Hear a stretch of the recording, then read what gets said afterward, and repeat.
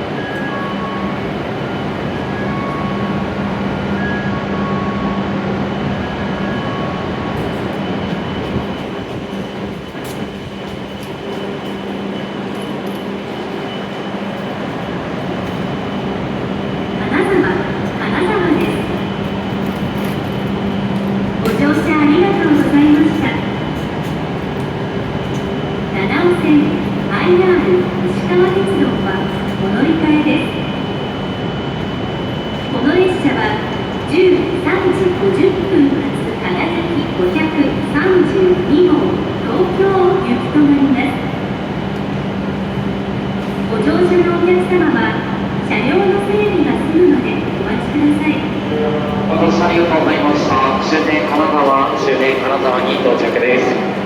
お降りのお客様、車内に携帯や携帯電話、お土産物など忘れ物を買いませんようお気をつけください。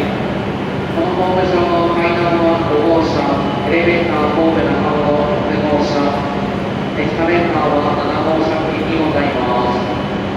また、ホーム上の喫煙所9号車付近にございます。階段は5号車、エレベーター神戸中野6号車、エスカレーターは7号車付近にございます。また、ホーム上の喫煙所9号車付近にございます。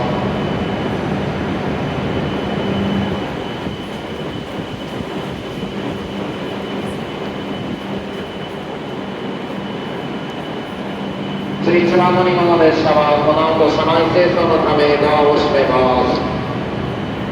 折り返し輝き号東京行きご利用のお客様、しばらくの間ご乗車できません。11番乗り場の列車、車内には入らないようにお願いします。